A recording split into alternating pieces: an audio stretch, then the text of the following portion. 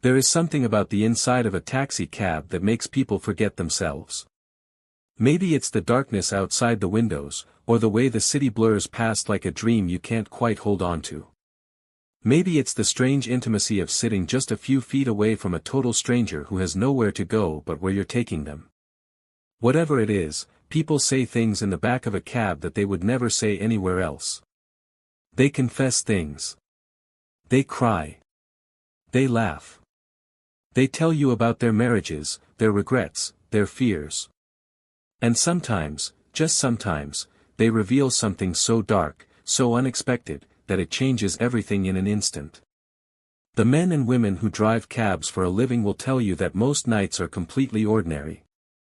There are the regulars you know by name, the tourists who can't quite read the map on their phones, the tired office workers who fall asleep before you've even reached the end of the block. There's a rhythm to it, a kind of quiet routine that becomes as familiar as breathing. And then, out of absolutely nowhere, something happens that shatters that routine into 1,000 pieces and reminds you that the world outside those windows is far more dangerous than it looks. Tonight, we're going to hear from the people who know that truth better than almost anyone. Taxi drivers. Cab drivers. Uber drivers. Men and women who have spent countless hours behind the wheel, picking up strangers in the dark, driving them through cities and countryside and everything in between. Some of them came within a heartbeat of never making it home. Some of them made decisions in a matter of seconds that changed the course of someone else's life forever. And one of them, a quiet, ordinary Sunday morning cab driver, was at the center of one of the most shocking terrorist incidents his country had seen in years. These are real stories. Every single one of them happened to a real person. And the more you hear, the more you'll understand why these drivers say that no two shifts are ever exactly alike. Because when you open that door and let a stranger into your cab, you never really know who you're letting in. So get yourself comfortable. Maybe make a cup of tea. And stay with us tonight, because every one of these stories is going to stay with you long after it's over. If you're joining us for the first time, welcome. Be sure to subscribe to the channel so you never miss a story, and hit that notification bell so you're always the first to know when something new drops. We're so glad you're here. Story 1, The Last Ride Down a Dark Road, Pete, New South Wales, Australia. My name is Pete, and since I'm from down under, I thought I'd kick things off with the old traditional greeting. Good day. These days, I'm retired. I'm spending my remaining years in peace and quiet, here in my home state of New South Wales, and honestly, I wouldn't have it any other way. Over the course of my working life, I tried my hand at quite a few different things. But the chapter one find myself coming back to, the one that stays with me the most, is the final 6 years of my career, when I drove cabs out through the Australian bush. Now, if you've never spent time in rural Australia, let me paint you a picture. Life out here has its own particular rhythm, and it's nothing like the city. It's mostly farmland, wide and flat and stretching out in every direction as far as your eyes can carry you. The days start early, genuinely early, because the people who live here have animals to feed and land to tend and work to get done before the heat of the afternoon rolls in and makes everything harder. My mornings would begin before the sun was fully up, heading out to collect people from their farms or from the small scattered towns that sit like little islands in the middle of all that open country. The roads out here are mostly long, straight dirt tracks or stretches of highway with nothing alongside them but gum trees and the occasional kangaroo watching you go by with that calm, curious look they have. During the day, the drive is genuinely beautiful, all golden light and wide open sky. But at night, those same roads become something else entirely. At night, you have to keep your wits about you, because the kangaroos will come bounding out of the darkness and into your headlights without a second's warning, and they can give you the fright of your life if you're not paying attention. They've caused more than a few accidents over the years, I can tell you that for nothing. But aside from those four-legged hazards, it's a peaceful place to work. Really, genuinely quiet. There are never any traffic jams out here, never any gridlock, never the kind of frustrated honking and bumper-to-bumper frustration you'd find in a city. The worst you'd get was a slow old tractor trundling along and blocking your way for a stretch of road before you could safely overtake.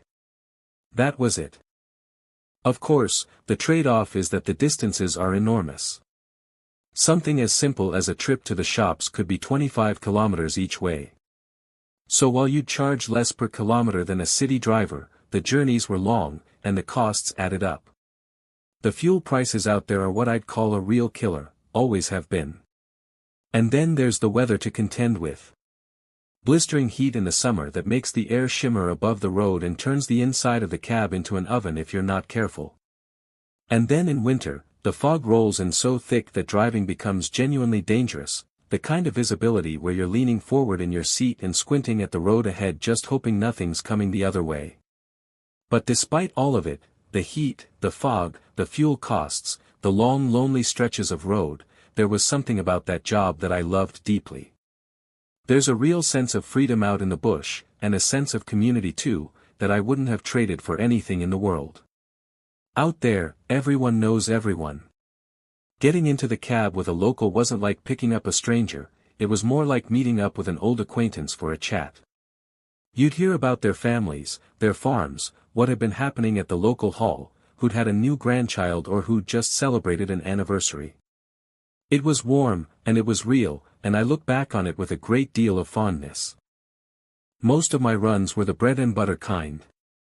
Local people heading into town for their groceries, or going to a doctor's appointment, or making the long trip out to visit family they hadn't seen in a while. Every now and then, I'd pick up a farmer who'd had his license taken away for drink driving, and I say that without judgment because it happens, and I'd be ferrying him out to the sale yards or picking up supplies.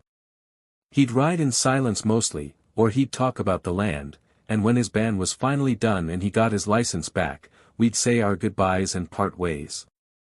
But you'd stay mates. That was just how it worked out there. And then there were the elderly residents who had stopped driving altogether, and I'd take them to bingo nights or to the pub for what they called a yarn, a good long sit-down chat over a cold drink. Tourists would appear now and then too, usually looking for a lift out to the national parks or up to the wineries, and then back to the airport when their visit was done and they were all packed up and ready to head home. It was laid back. Easy. And you ended up hearing some genuinely wonderful stories along the way, collecting them like you'd collect stones from a riverbed. After enough time on those roads, you felt like you knew everyone, which meant that the rare occasion when a total stranger climbed into your cab felt like something of a special event. Not that you'd pry or make a fuss about it. You're not nosy. You're a professional. But there was always that quiet flicker of curiosity. Who's this, then? What's their story? And that's exactly the feeling I had on the night that everything changed. It was late. I'd gotten a job picking someone up from a pub that I knew well, a place I'd been to dozens of times and where I recognized just about every regular face. So when this figure came staggering out of the front door, I naturally assumed it was someone I knew. I was already smiling to myself, already half composing the kind of cheerful, affectionate ribbing you'd give a mate who'd clearly had one too many. He was wearing a black hoodie, dark jeans, and a pair of work boots. Hood pulled right up over his head. Swaying slightly as he came through the door and made his way toward the cab. I was ready to say something along the lines of, "What are you thinking, you bloody fool, your wife's going to have your head on a plate for this." The kind of thing you'd say to an old friend and get a laugh out of. But when he opened the door and climbed into the back seat, I realized immediately that I had never seen this man before in my life. He was a complete stranger. I dialed it right back. Took a breath. Switched gears. "Good evening, mate," I said, keeping it warm but neutral. And then I asked him where he needed to go. The man said he was heading to a friend's house.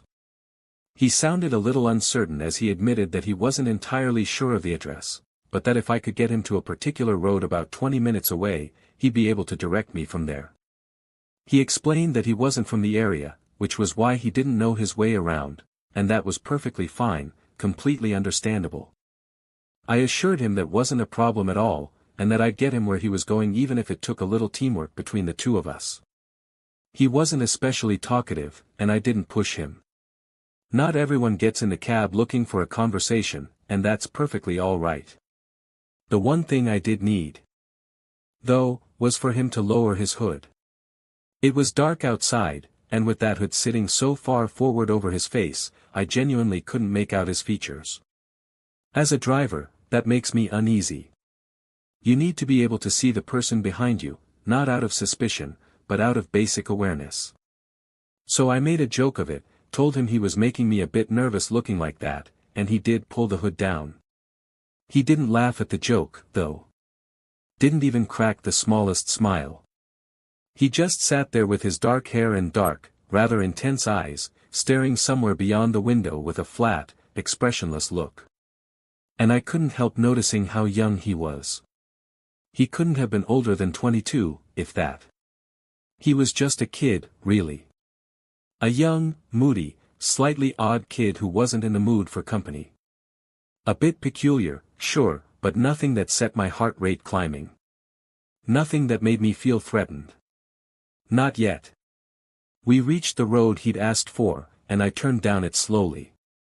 It was a long road, wide and rural, with houses set well apart from one another on either side, the kind of spacing you get out in the bush where land is plentiful and people like their privacy. At the far end, the road disappeared into thick bushland.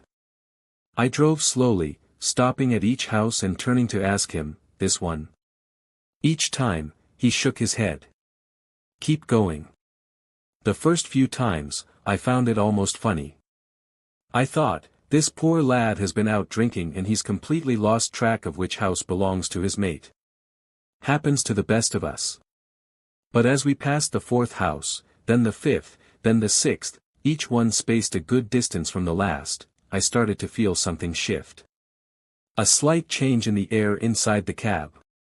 I asked him again whether he was sure this was the right road. He mumbled that we needed to keep going. So we kept going. Past a few more houses, until the houses stopped appearing altogether.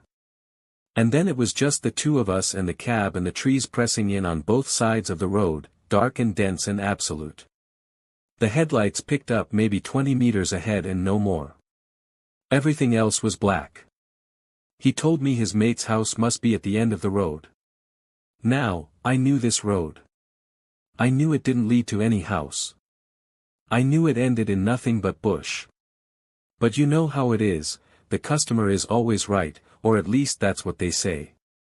So I drove him all the way to the end and let the headlights show him what I already knew. There was nothing there. Just trees. "Well, there you go, mate," I said, keeping my voice light. "Nothing there. Shall we turn around, or are we going off-road?" He didn't respond to that. Instead, he muttered something I didn't quite catch. I asked him to repeat himself. He said he wanted me to switch off the engine so we could talk. Now, in a different context, with a different passenger, I might not have thought much of that request. Cab drivers are, in a way, like mobile bartenders. People open up to you on the road in ways they don't anywhere else. You hear about broken marriages, sick relatives, job losses, grief. You listen. You offer what comfort you can. Being asked to stop and talk isn't that unusual. But something about the way this young man said it, the flatness of his voice, the total darkness outside the windows, the emptiness of the road, the fact that we were completely and utterly alone, put a faint but unmistakable edge of nerves along the back of my neck. Still, I did as he asked. I turned the engine off. The silence that followed was the kind you don't get in cities, a deep, complete, breathing silence broken only by the sound of the bush. "What did you want to talk about?" I asked, and I turned in my seat a little so I could actually see him. He looked nervous. Genuinely anxious, like there was something he needed to say but didn't quite know how to begin. I watched him for a moment and then, going on instinct, I said gently, "You've been having some dark thoughts, have you, mate?" He nodded. I thought I understood. I'd had moments like this before, passengers who needed to say something heavy out loud to someone they'd never see again, someone who couldn't judge them. And I thought I knew where this was going. But I was wrong. He told me that the dark thoughts weren't about himself. They weren't about hurting himself. They were about hurting other people. He said it quietly and plainly, like a man reading from a list. He told me that he had been thinking about it for a long time. That no matter how hard he tried to push those thoughts away, they kept coming back, louder and more insistent with every passing day. He told me the anger inside him was growing, that it had been building for so long it was starting to feel like something he couldn't control anymore. And he told me that he knew, he was certain, that it was only a matter of time before he actually hurt someone. That the thoughts had become so vivid and so constant that he could no longer separate what he imagined from what was real. And then he said he couldn't stop thinking about what it would be like to kill someone. I let him finish. And then I spoke. I told him that taking a life was not something he wanted to know about. I told him that the anger he felt, however real and overwhelming it seemed right now, was not showing him the truth of what that act actually meant. He thought he understood it, but he didn't. Nobody does, until it's done. And by then, it's far too late to come back from it. I told him this from the heart. From somewhere personal and real. Because I had earned the right to say it. He heard me out. But he didn't agree. He told me he'd heard all of it before, all the old warnings, all the clichés about the weight of it, the wrongness that couldn't be described in words. He said he believed all of it, too. But it hadn't changed anything. It hadn't loosened the grip those thoughts had on him at all. He still wanted to feel what it was like. He wanted to know what a person's blood felt like when it was fresh and warm. He wanted to look into someone's eyes and watch the life leave them, knowing that he was the reason it was going. I told him firmly that he didn't know what he was talking about. That life wasn't a movie. That it wasn't clean or controlled or anything like the way he'd been imagining it. That killing was chaotic. Messy. Terrible in a way that burrowed into you and never fully left. And when I said those last 3 words, chaotic, messy, terrible, that young man smiled at me. He sat there in the dark back seat of my cab and he smiled. And then he told me that was exactly what appealed to him. That he had been thinking about it for so long that he couldn't take the waiting anymore. That tonight was the night. Tonight was when he was going to do it. A silence fell between us. He was still smiling, looking at me from beneath his brows. And I was looking right back at him, and I remember the thought that came to me with absolute clarity in that moment. This kid is about to try and kill me. I could see it in his eyes. He'd said too much, and he knew I knew. And so before I could react, he moved. He pulled a knife out of the front pocket of his hoodie. And then he lunged forward between the 2 front seats, slashing and stabbing at me with it, wild and frantic, all arms and fury. But his swings were uncontrolled, there was no technique to them, no calm, and because I had already been leaning forward in my seat to reach under it, his blade only caught my arm and my hip rather than finding anything more vital. I was still in danger. There's no pretending otherwise. But he had made one very serious mistake. He had no idea who he was getting into that cab with. He managed to land maybe 3 decent strikes before my hand found what I'd been reaching for under the seat. I pulled it free, tucked it under my arm with the barrel pointed directly at him, and fired 3 times. And it was over. This was long before the Port Arthur massacre and the firearm buyback laws that came afterwards. In those days, a cab driver in a remote area was well within his rights to keep a handgun under the seat for protection against people who tried to rob him, or, as it turned out, worse. And on top of that, I had completed 2 tours of East Timor in my 20s, back when the conflict there was at its most fierce and dangerous. So when I tell you that I know, from first-hand personal experience, exactly what it means to take a life, I am not speaking from hearsay or imagination. I am speaking from something that lives inside me still, all these years later. Killing a man in combat is not a natural thing. People sometimes say that it is, that there's something primal in us that makes it easy. But that is simply not true. If it were natural, it wouldn't stay with you. It wouldn't follow you quietly through the decades like a shadow you can never fully shake. You wouldn't find yourself thinking about the men you fought against, who they were before the war, whether they had wives, whether they had children waiting for them to come home. A decent man doesn't want to kill. He does it because he has no other choice. And then he spends the rest of his life quietly wondering whether there truly was no other choice. Whether just one thing had been different, just one small thing, whether the outcome might have changed. The young man in the back seat of my cab that night was not a decent man. Or perhaps more accurately, he wasn't really a man at all in any meaningful sense. He was a boy, a troubled and dangerous boy, with something very dark living in the center of him. And there was nothing else I could do. Nothing at all. I was hurt, and I was hurt badly. But I also knew enough not to disturb the scene. I made my way on foot to the nearest house I could find and banged on the door with everything I had left. The people inside didn't hesitate, they helped me in, stopped the bleeding as best they could, and called the police. An ambulance arrived not long after. I was driven to the hospital, where I had stitches and was examined and treated.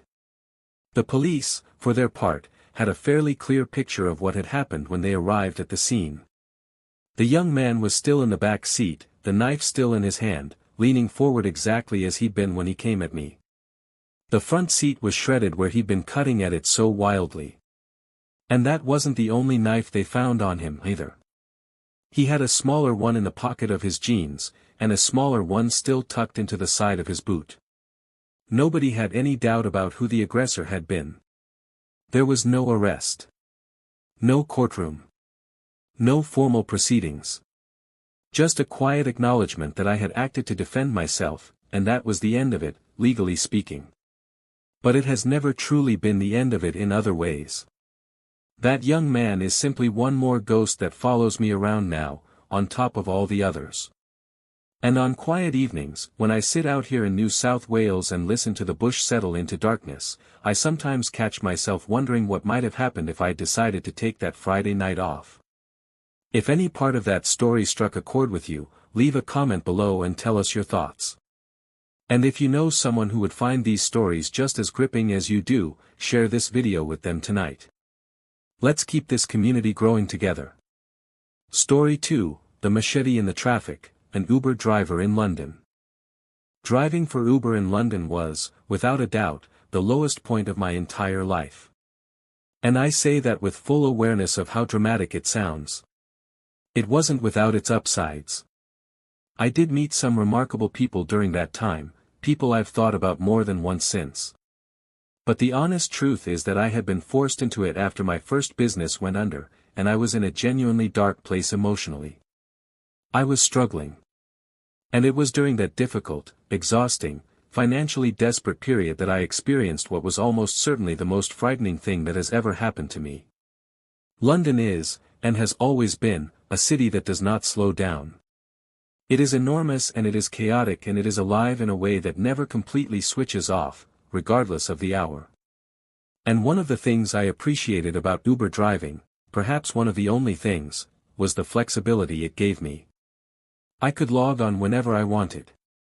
I could choose my hours. I could target the surge pricing periods when demand shot up and fares doubled or even tripled, which meant that if you were smart about it, you could make a reasonable amount of money in a relatively short time. The passengers were endlessly varied, too. You'd get tourists who were still wide-eyed from their flights, chatty locals who treated the journey like a social event, the occasional person who was clearly famous and hoping you wouldn't notice. And if you spent your time chasing airport runs, you could have long, calm, pleasant conversations about holidays and family visits while making decent money in the process. On those good days, it felt like being your own boss in the truest sense. Just you, your car, and the app making decisions.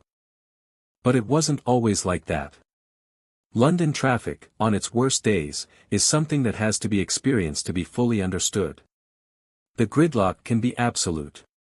You'd sit there watching the meter and the fuel gauge and trying to calculate whether you were actually making money or just burning it, especially once you factored in the congestion charges, the insurance rates, which were eye-watering for private hire vehicles, the cost of your PHV license, the ongoing vehicle maintenance. And then there was the competition among drivers, which was fierce in a way that felt almost personal sometimes. You had to be fast and sharp to get the better fares, or you could find yourself waiting a very long time between jobs. And then there were the passengers. The difficult ones. I'm not talking about people who complained about the route, or who wanted to have a conversation when I was trying to concentrate, or who left the door open too long in the cold. I'm talking about something far worse than any of that. But rather than try to describe it in general terms, let me just tell you exactly what happened. About a month before I finally decided to walk away from the whole thing and sign up for some financial support while I figured out my next move, I picked up 3 young men in Brixton. They were headed to the Kingston Estates. The job had come through on the app. They'd kept me waiting a few minutes outside before they eventually piled into the back of my car, and straight away I could tell they were a lively, loud bunch. Couldn't have been older than their mid-20s. Though with some young men it genuinely is hard to tell, I've encountered 17-year-olds who carry themselves like grown men. But regardless of their exact ages, they were loud and they were brash and they were making jokes at a volume that was probably unnecessary for a car of that size. Not threatening, though. Not aggressive. Just young and full of energy and not particularly concerned with how much noise they were making. I told them where we were going, reminded them to put their seatbelts on, always a necessary step with young lads who will absolutely skip that part if you let them, and we headed out toward the estates. The other thing working against us that day was the timing. Of all the hours in the day to need a cab, these 3 had managed to pick right in the middle of rush hour. You do make better money during those periods, it's true. But it's a grinding, stop-start, patience-testing kind of money, not the smooth, comfortable earning of a quieter time. Still, I was out and working, and a fare in traffic is better than no fare at all. We hit a jam almost immediately and slowed to a complete stop, hemmed in by cars on every side. The lads in the back started complaining, as young men always do in traffic, offering their very confident and entirely unhelpful opinions on which route I should have taken instead. I didn't bite. I told them calmly that they weren't being charged extra for the time we were sitting still, and that they'd be better off just relaxing and letting me handle it. That seemed to land all right. They settled back into their seats, turned back to their own conversation, and the cab filled with the kind of low chatter and easy laughter of people who are comfortable around each other. We crept forward a few car lengths whenever the lights up ahead changed, then stopped again. The usual rhythm of city gridlock. And then, as we sat there waiting, one of the lads in the back craned his neck toward the window and said, "Is that so-and-so?" Another one leaned over to look. "Yeah," he said. "It is." And then the first one said, in a voice that had gone very quiet and very careful, "He's seen us. He's coming over." Something in his voice made me turn around. Not alarm exactly, but a kind of alertness. Because whoever this person was, the lad who'd spotted him was clearly not happy about being spotted. When I turned and looked out the rear window over my left shoulder, I had one very clear, immediate thought. Oh, no. Approaching the car was a young man on a bicycle, wearing a black ski mask pulled down over his entire face. And in his hand, held loosely at his side but perfectly visible, was what I can only describe as a machete. Or perhaps more accurately, a machete-style blade, something between a proper machete and something that had been designed to look expensive and deliberate. The blade was at least 1.5 feet long. The blade itself was jet black. And in any other context, on a jungle trail, in a hardware store, it might have looked like a perfectly legitimate piece of outdoor equipment. Here, in slow-moving traffic in London, with a masked figure on a bike carrying it toward my car, it looked like exactly what it was. I knew, without any question, that something very bad was about to happen. The first thing I did was hit the door locks. All of them, in one movement. Click. The lads in the back started shouting immediately. "Drive! Drive! Drive!" Their voices had completely changed, all the bravado and volume from before had stripped away, and what was left was pure, cold fear. I told them I had locked the doors. I told them he couldn't get in. But even as I said it, I was watching the man on the bike get closer and closer, and I was beginning to understand that a locked door and a sheet of glass was not going to stop someone who had already decided not to be stopped.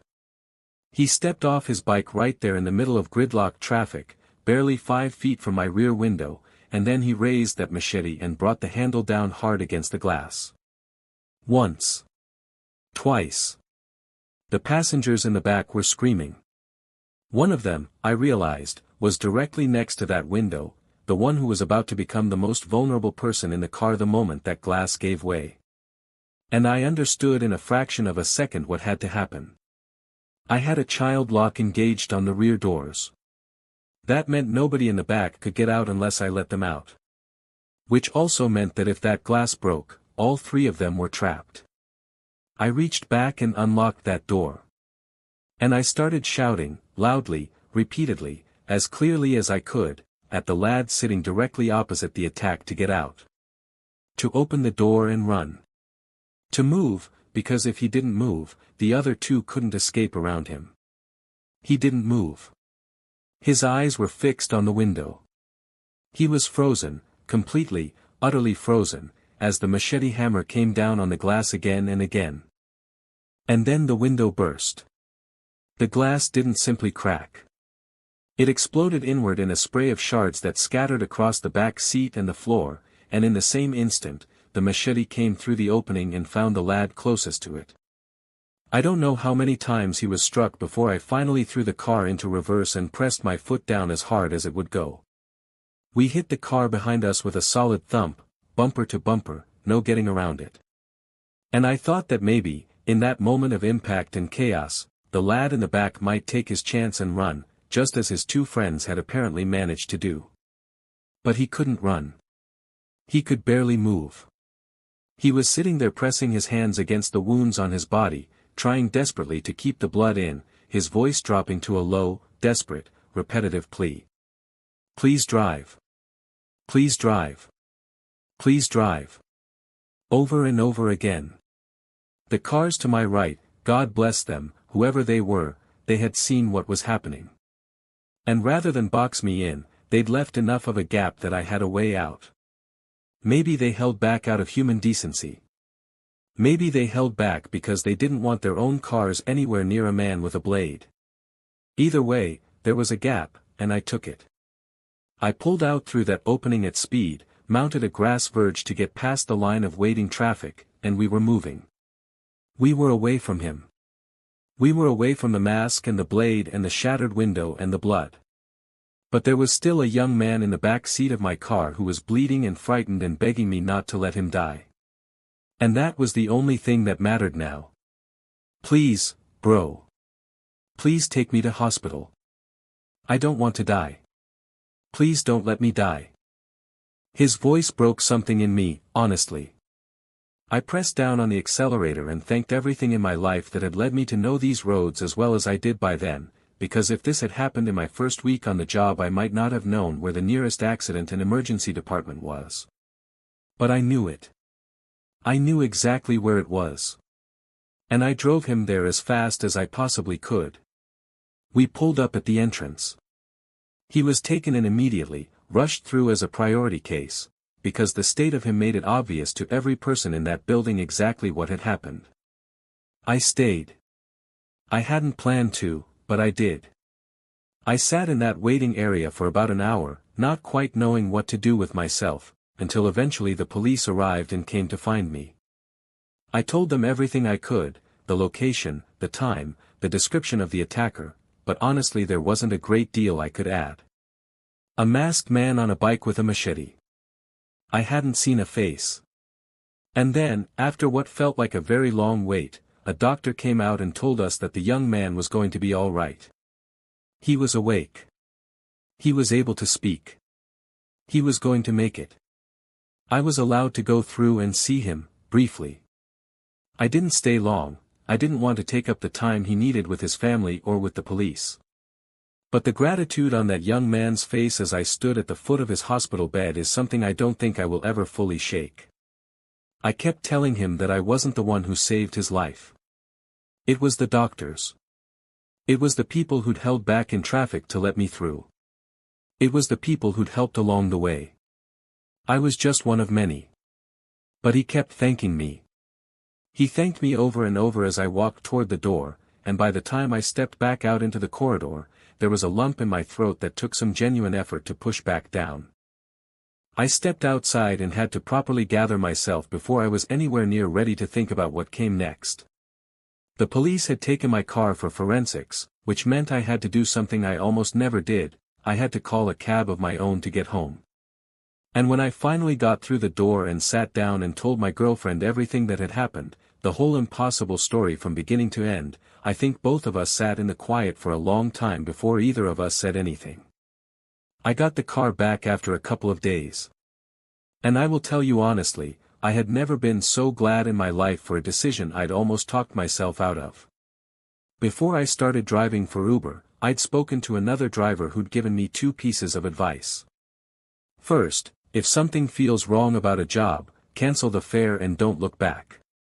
Second, upgrade your insurance, because people are unpredictable and they leave all kinds of things behind in your car. I had thought I could rely on good judgment to avoid the worst of it. But I took his advice anyway and upgraded my coverage to include hazardous materials. And because of that, the cleanup of my car, which was considerable, cost me absolutely nothing. I didn't last much longer after that. Not because I was broken by what happened. But because I could read the writing on the wall clearly enough to know that my luck wasn't infinite. I started my second business earlier than I'd planned, worked punishing hours for the better part of 2 months until it found its footing, and then slowly, steadily, things began to improve. And in a strange way, I think the determination I felt to get off those roads and build something of my own was exactly the fuel I needed. Something good, genuinely good, came out of something that could very easily have ended far worse. If this story moved you, hit the like button and let us know in the comments. We'd love to hear your thoughts. And if you haven't already, drop a subscribe. There's so much more where this came from, and we'd love to have you with us. Story 3, The Night the Gun Jammed, a Belfast cab driver, 1981. As a younger man, I used to drive taxis around my home city of Belfast. But driving taxis in Belfast in the 1980s was an experience that bore almost no resemblance to driving taxis anywhere else in the world. Because this was the height of the Troubles. And if you don't know that term, what it means is that Belfast was, during that period, a deeply, dangerously violent place to live and to work. The kind of violence that wasn't confined to specific places or specific times. It was woven into the fabric of ordinary daily life in a way that's very difficult to explain to someone who didn't experience it. You'd be driving along, minding your business, listening to the radio, and suddenly you'd hear a report of a bombing or a shooting. And then, a little while later, you might hear another one. And then another. It happened often enough that it began to feel, in the most awful possible way, almost routine. You'd come around a corner and find yourself looking at an army patrol, British soldiers in full gear, weapons ready, faces hard and watchful. And you'd carry on. Because what else were you going to do? You had people depending on you. You had bills to pay and mouths to feed and a life to keep stitched together, even when everything around you was coming apart. Some of my fellow cab drivers had some very close calls during that period. And I say that in the careful way someone says it when they know they nearly became part of that same statistic. On a drizzly Tuesday evening in 1981, I was out on the roads working. I'd been driving since tea time, done several runs into the city center and back out again. And by around 10 o'clock that night, I was cruising along the edge of the Falls Road, heading toward Andersonstown to pick up a fare. The back streets were quiet that evening, quieter than usual, and the drive was moving along a little faster than I'd expected. I remember telling myself, as I drove, that this was going to be the last job of the night. I was tired. I was ready to go home. Just this one last pickup and then I was done. Looking back now, that thought gives me a dark sort of laugh. The last job of the night. I pulled into the car park of the old swimming pool to collect the fare, the pool building that used to stand there before it was eventually demolished and replaced. But when I arrived, there was no one waiting. The car park was empty, the building quiet. I assumed the person I was picking up was probably inside finishing something up, maybe setting the alarm, maybe locking up, and so rather than waste fuel sitting there with the engine running, I turned the car off and settled in to wait. 1 minute. 2 minutes. 3 minutes passed. Still nobody came out. I remember starting to get a little impatient. I thought, I'll give him a few more minutes, and if he doesn't appear, I'm heading home. I remember drumming my fingers on the steering wheel, staring out the driver's side window at a car in the car park that had caught my eye for some reason. And then the shooting started. The windscreen shattered in an instant, a sudden, explosive crack, and then glass was in the air, everywhere, filling the car. And then came the impacts. The first one hit me in the shoulder with the force of a hammer driving nails into bone. The second caught me in the chest, punching the air clean out of my lungs. The third hit my leg, and if the first two had been bad, this one was something else entirely. It was as though someone had driven a red-hot bar of metal deep into the bone, and the pain was instant and blinding and completely overwhelming. The car itself was being torn apart around me. I could hear the panels buckling and distorting as bullet after bullet found the bodywork. I heard a tire pop, and then another. And through all of it, I was doing the only thing I could think to do, making myself as small and low as humanly possible, pressing myself down toward the footwell, trying to put as much of the car between me and whatever was out there as I could. And then it stopped. The shooting stopped. The silence that followed was so sudden and so complete that for a moment I couldn't process it. And then the thoughts came rushing in. Why me? What had I done? I was driving a taxi. I was trying to earn a living. Who in God's name had thought I was? But beneath all of that, beneath the confusion and the pain and the shock, there was something that felt almost like relief. I was still there. I was still breathing. I was still conscious, gasping for air, barely able to move, but alive.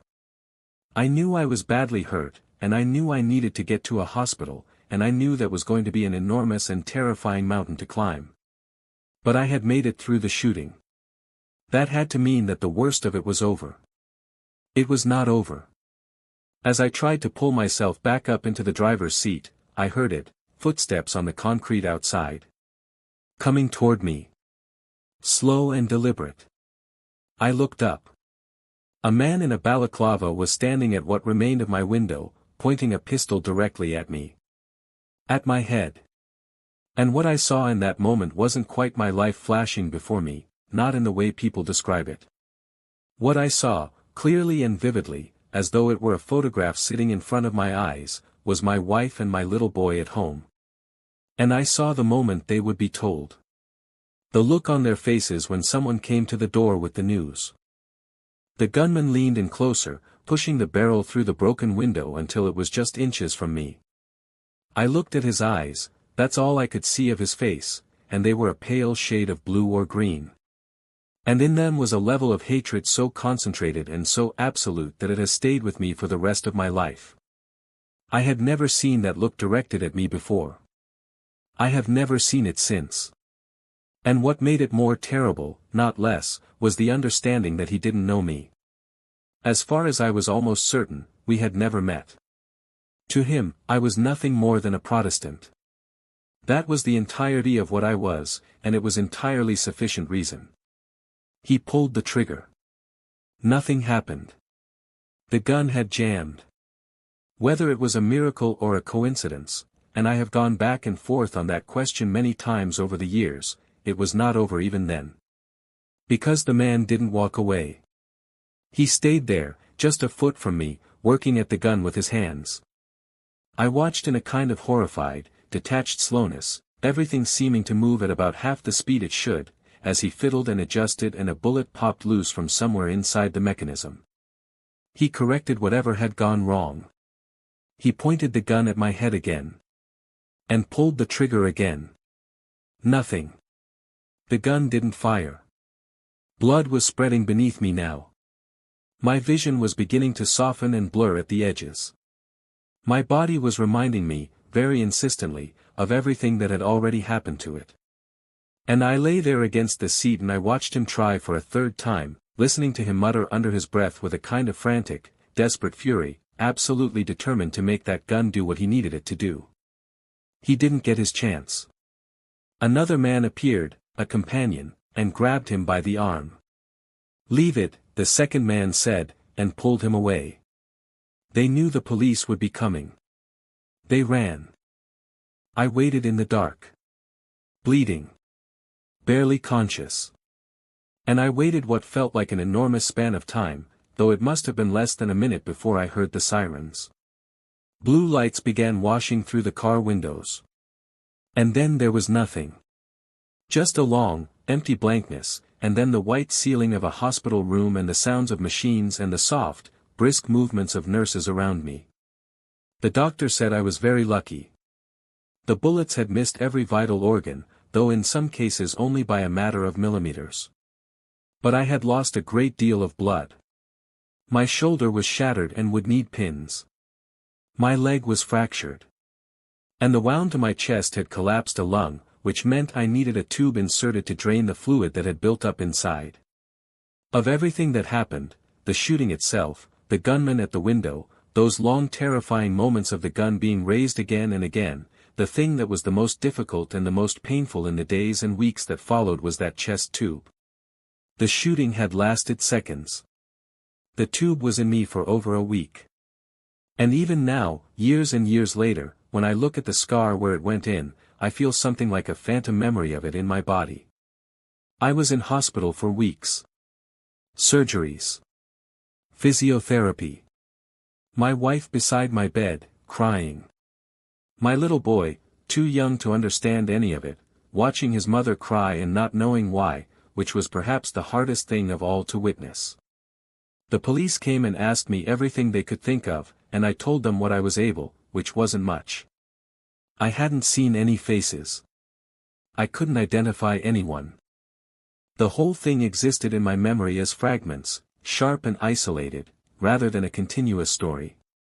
I was kept comfortable with morphine during the worst of it, and with medication for the anxiety that rose up in me at night, when sleep brought nightmares that dropped me back into that car park every time I closed my eyes. Eventually, the visitors began coming, neighbors, people from the church, my cousin who was deeply religious, God rest her soul, who brought a minister in to pray over me. He said the gun jamming twice was divine intervention. I'm honestly not sure. I've never been a strictly religious man. But I do know that an extraordinary number of things had to go wrong in a particular sequence, a poorly maintained weapon, ammunition that had perhaps been stored badly, a series of mechanical failures at exactly the right moments, for me to have survived that night. And I'm not sure what to make of that, even today. Coming home was something I will never forget either, for entirely different reasons. The neighbors had come out and lined the street, lined it like a guard of honor, waiting to welcome me back. They shook my hand, every one of them. They told me they were glad to have me home. They brought food over so that my wife didn't have to cook. She spent that extra time either weeping with relief or telling me, with great firmness, that she was going to leave me if I didn't give up the taxi driving. I'm honestly not certain whether she meant it. But I did as she asked. I found work in a warehouse, packing boxes. It was dull in the way that only safe work can be dull, and I was grateful for every moment of it. The recovery, the real recovery, the one that happens inside, took considerably longer. Cars backfiring would send me sideways. Doors slamming too hard would bring my heart into my throat. Getting behind the wheel of a car, even months later when my body was well enough to manage it, was something I couldn't do without breaking into a cold sweat. Just placing my hands on the steering wheel the way I'd held it that night in the car park was enough to make my chest tighten and my heart start hammering like it was trying to break free of my ribs. I'd end up crawling out of the driver's seat, unable to breathe properly, until my wife came outside to help me in. My mind circled back to that night constantly. In quiet moments, in spare moments, in the moments between sleeping and waking. I thought about the person who had placed that fake fare call and lured me to that car park, and I've wondered ever since whether they did it willingly, out of the same kind of blind hatred I saw in those pale eyes at the window, or whether they were coerced somehow. Whether they had a choice. As far as I ever heard, no one was ever charged. And after the Good Friday Agreement, the landscape changed significantly anyway. But that's another conversation entirely. I was told that writing this down would help. In some ways, I think it has. But sometimes thinking about the mechanics of it, all the small things that had to happen, or fail to happen, in precisely the right order, is enough to make a person's head swim. Someone had to acquire that gun without cleaning it properly.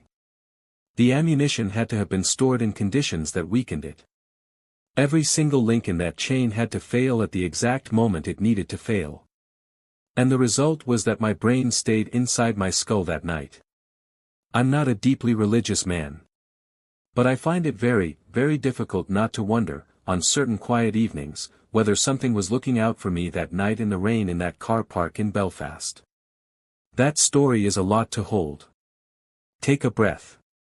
And if it's brought up something in you, a memory, a feeling, a reflection on how thin the line between here and gone can be, we'd love to hear from you in the comments below. These conversations matter. Story 4, The Bomber in the Cab, Lucy, United Kingdom, 2021. My name is Lucy, and I'm a listener writing in from the UK. And what I'm about to share with you isn't strictly my own story. It belongs to someone else. But it is a story that deserves to be told. And I'm confident that once you've heard it to the end, you'll understand exactly why I felt so strongly about that. On a Sunday morning in November of 2021, a friend of my father's got up and went to work. His name was David, and he had been a cab driver for a very long time.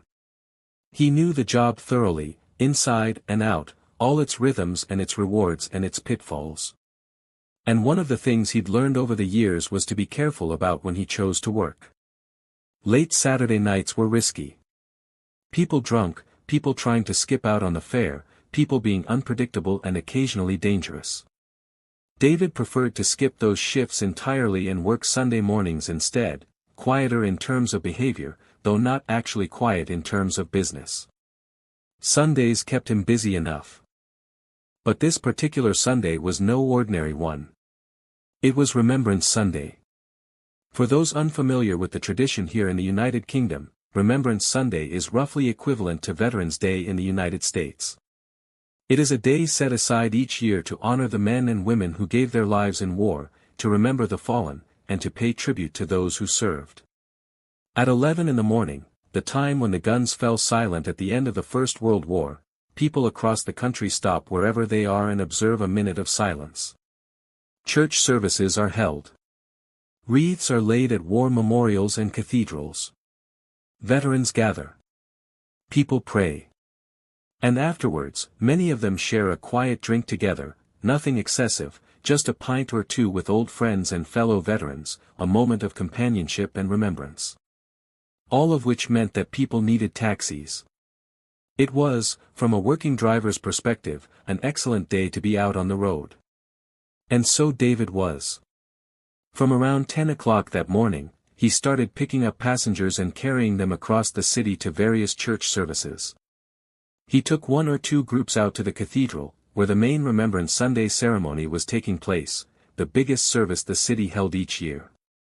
Some of his passengers were wearing pieces of old military uniform, berets, medals, epaulets. Veterans, or the children and grandchildren of veterans, heading out to honor the dead and pay tribute to old friends now gone. David talked with them as he drove. Asked them where they'd served, when they'd been stationed, what they remembered. It was the kind of conversation that comes easily on a day like that. And then, at around 11:15, he accepted another job. A pickup at a house not far from the city center. When he pulled up outside, a man came out and got into the back of the cab. He was carrying a large backpack, noticeably heavy, by the look of it. He told David he wanted to go to the cathedral. Off they went. David, being the kind of driver he was, easy and conversational, genuinely interested in the people he met, asked the man whether he was attending the Remembrance Sunday service. Yes, the man said. They made a little more small talk, nothing remarkable, the ordinary quiet conversation of a journey. And then they hit traffic. Road works up ahead had closed half the road and brought everything down to a single lane, and the flow of cars had slowed to almost nothing. David looked at his clock. They were going to be stuck for 5 minutes, maybe 10.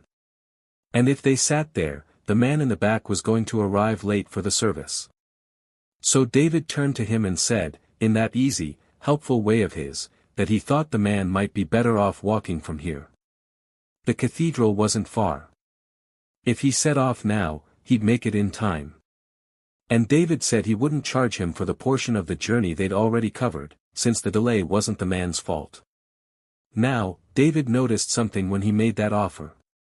The man in the back didn't react to it. When a cab driver tells a passenger they won't charge them, there is almost always a response. Either a grateful protest, no, that's not necessary, or a warm thank you. Some acknowledgement, some reaction, however small. But this man said nothing. Not a word. Instead, he started looking around. Out one window and then another, turning his head as if he was trying to orient himself, trying to figure out exactly where he was. David told him all he had to do was walk straight down the road ahead of him.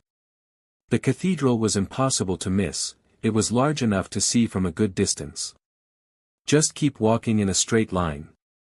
The man didn't seem to register this information. His eyes kept moving, scanning the area through the windows, as if the directions weren't what he was interested in at all. As if he was looking for something else entirely. And then, after a minute or so of this, he turned his attention to a large complex of buildings on the far side of the dual carriageway. A collection of blue-gray structures, institutional-looking, modern. He asked David what they were. David told him it was the women's hospital. And the man said, in a voice that was almost casual, "Drop me off there instead." David suggested it would be easier for the man to just step out where they were. But the man insisted on being taken to the front of the hospital, so he could walk from there to the cathedral. And something changed in the cab at that moment. Because up until that point, the man had seemed in a hurry. He'd wanted to get to the service. He'd been watching the time and the traffic. But now that he'd spotted a large maternity hospital sitting right there beside them, full of women in labor and newborn babies and families who had come to welcome new life into the world, he suddenly didn't seem particularly concerned about making it to the service at all. His urgency had vanished. His attention had shifted completely. David drove him to the hospital entrance, turning all of this over in his mind. A man with a large, heavy backpack. A man who showed no interest in a free ride. A man who stopped caring about being on time the moment he caught sight of a hospital full of vulnerable people. David didn't know what was in that bag. He didn't know if this was something criminal, something personal, or something far worse. But he knew, with the instinct of a man who had spent years watching passengers, that something was wrong. He locked the doors. When the car came to a stop in front of the hospital entrance, the man in the back didn't reach for any money. He simply grabbed his bag and went for the door handle, moving with the automatic assumption of someone who expects to simply get out and walk away. But the door wouldn't open. And David didn't move to unlock it. The man reached into the bag. And detonated the bomb inside it. The explosion blew out every window in the cab. The force of the blast sent fragments of metal, packed into the bomb for exactly that purpose, outward in every direction. You can find the CCTV footage of this moment online, and I would honestly encourage you to watch it rather than try to fully picture it from a description, because it genuinely doesn't look survivable. From the outside, looking at the state of that cab in the seconds after the explosion, it is almost impossible to believe that anything inside it was still in one piece. But then, a moment later, one of the front doors opens just a little. And David, the cab driver, this man who had simply gone to work on a Sunday morning, came stumbling out into the car park. He had his hand pressed against the back of his head. He was shaking. He moved away from the car in a strange, half-running way, not quite steady on his feet, his body still catching up with what had just happened to it. A man in a high-visibility jacket came running toward him, and David stopped. The man guided him gently away from the burning car. And David stood there, alive, in the cold November air, with his hand on the back of his head checking, making absolutely sure, that the back of his skull was still there. It was. Miraculously, incredibly, against every possible reasonable expectation, it was. By what can only be described as extraordinary fortune, David's injuries, while real and lasting, were not life-ending. A piece of metal from the bomb had sliced off part of his ear. His hearing was significantly and permanently affected by the sheer force of the explosion. But he did not spend a single night in hospital. The man in the back seat did not survive. The car was on fire within moments, and there was very little that could be done. Someone nearby had tried to help, not yet understanding what had happened, thinking it might have been some kind of accident.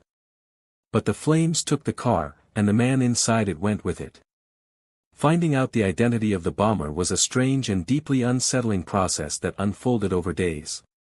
My father recognized David's cab from the first photographs that were released, before any official identification was made. He knew it was David before the name was confirmed.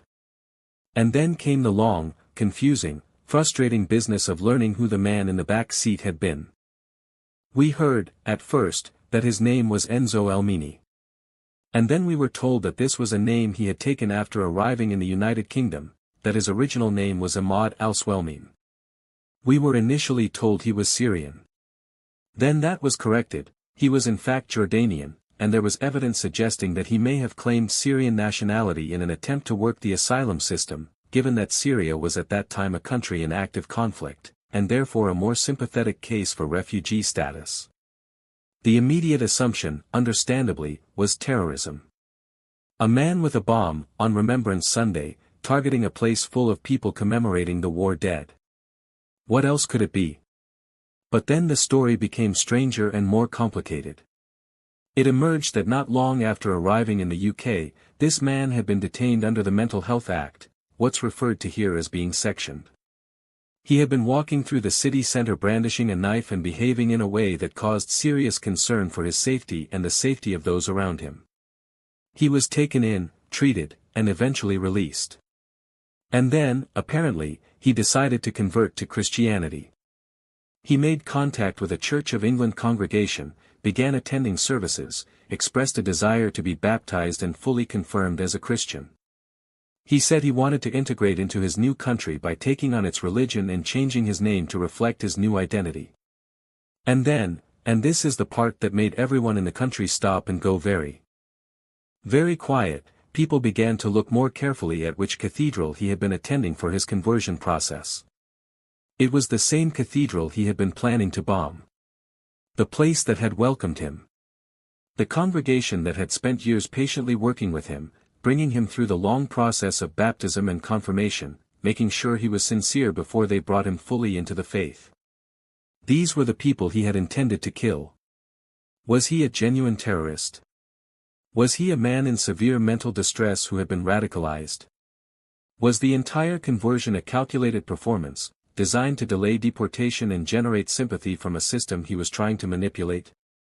The honest answer seems to be that it was a complicated mixture of all of those things, and that people are still arguing about exactly how to categorize it today.